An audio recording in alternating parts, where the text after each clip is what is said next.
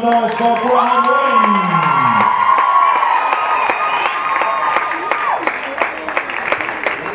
And really jump up now. Absolute silence.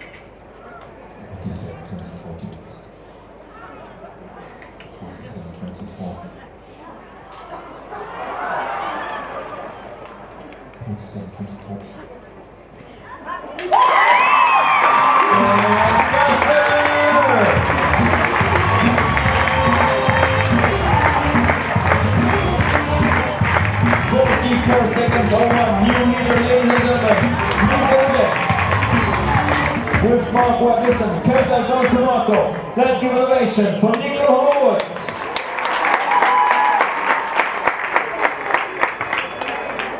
So is Lisa going to win for a second time, or Nicole for a fourth? 44 seconds, 01 to beat. Here we go.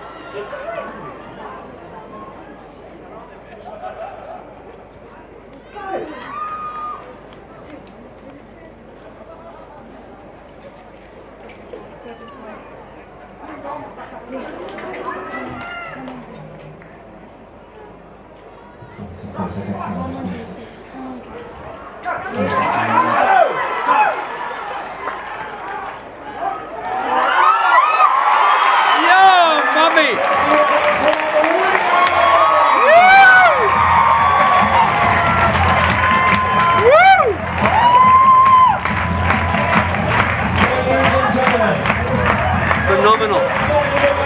Phenomenal.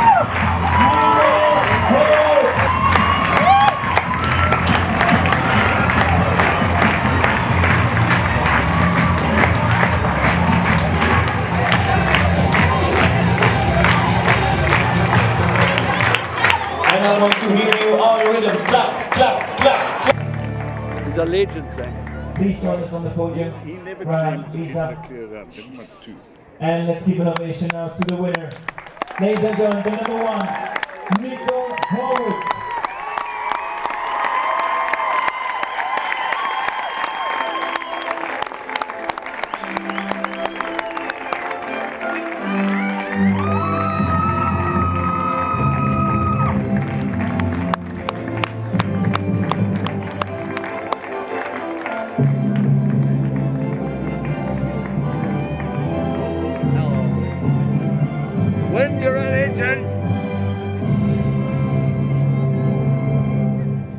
Getting the prizes offered by Miguel M. Clember Santos of Kawina, sponsor of this 2016 South African Derby. One more time, also give a round of applause for our sponsors offering the prizes to the winners.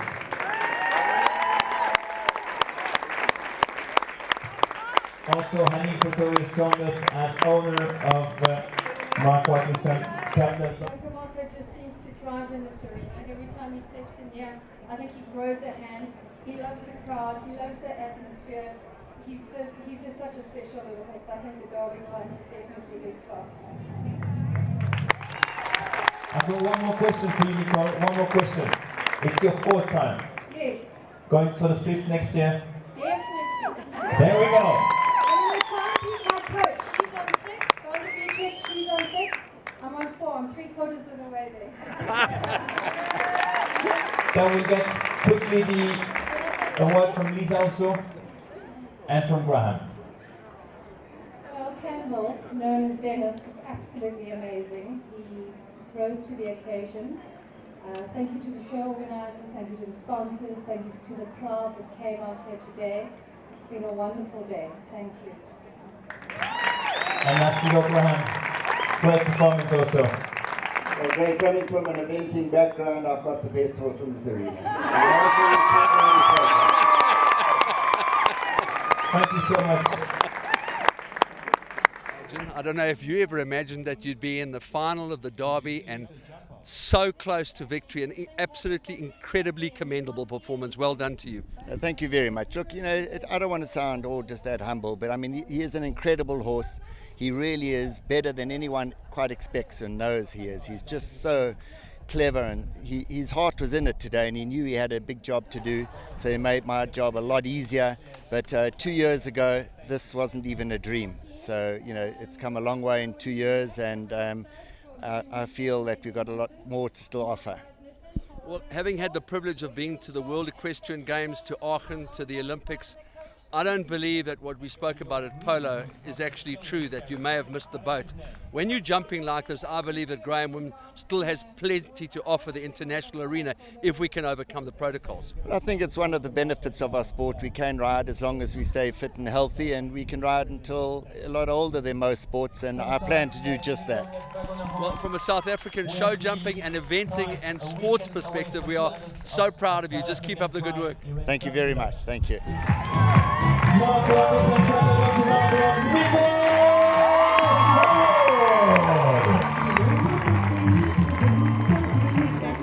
This year's obviously been a bit stressful.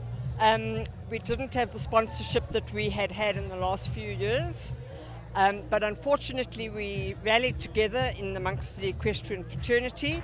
Everybody dug very deep and they've come forward, and it's been the sport for the athletes themselves.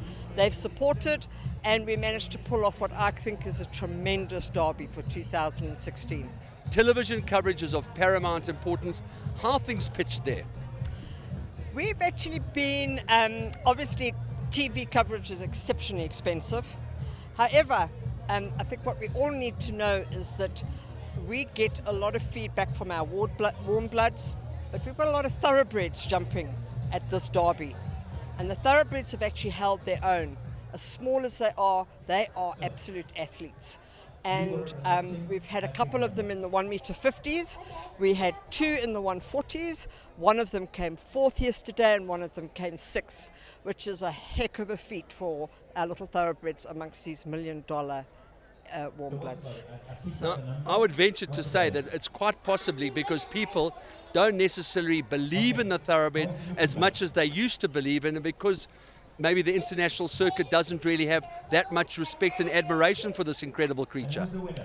I think also size has got quite a lot to do with it. It's quite difficult to find really, really big thoroughbreds. You've seen the size of these jumps, but we've had these thoroughbreds jumping over 1m50, 1m55, and they are stunning. They really are. And a lot of the people are going to start breeding, I think, back with our thoroughbreds. So let's hope. Let's hope it's a win-win for everybody.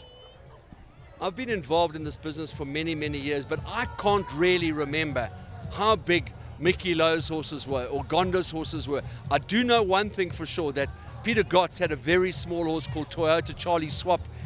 He couldn't have been much more than 15 hands. The jumps are bigger and wider, and it's become a lot more technical these days. So when you've got a little thoroughbred like Burntwood, who happens to be an Al Mufti, and he's getting over 1m50s, 140s, 145s, it's a heck of a feat because the spreads are huge, and these little chaps are doing it. Well, I think the main reason that this particular event has ended up on Teletrack is because the chief executive happens to be a racing man that believes that his horses, once they've finished racing, deserve to have the very best homes, and so really his heart is in the right place. Couldn't agree more. Couldn't agree more, and I'm hoping that we're going to see more of them, and I'm certainly not knocking the warm bloods. I think they're terrific. My family owns quite a lot of them, but there's room for everybody in the sport. So let's pay tribute to the three people that finished on the rostrum. Graham Winn, a legend in his own lifetime. Lisa Williams, obviously having won this before, and Nicole Horwood. What can we say about this incredible lady? To all three of those athletes, I cannot actually praise them enough. It has been a grueling week. They've had to qualify, they've had to come out, they've had to get around the tracks in the right speed, and I think we've got the most perfect result today, and it showed.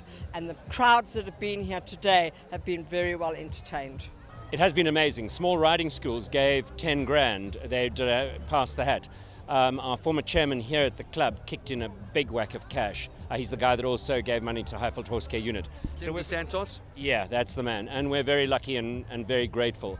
And I think that the people love the sport. They'd have jumped for a couple of thousand rand, not 60,000 rand. It would have happened anyway, but the less the sponsorship, the less glamorous, and the less the big prize at the end. Now, often I go to people who are having shows and I say to them, guys, if I were a big sponsor, what can you offer me? Bottom line is it has to be television that pulls the big people, and Mike Domain obviously plays a very big role with his streaming, but it's to get it on the mainstream channels that has not been easy. So last month at Polokwane we live streamed. It went to 33 countries and was exposed to 200,000 hours of viewing. That's got to be worth something to a sponsor. I have a feeling this derby will have been far more broadly and widely live streamed with far bigger numbers, and we hope we can take those numbers to a sponsor and say, listen, you will get value, and possibly international value.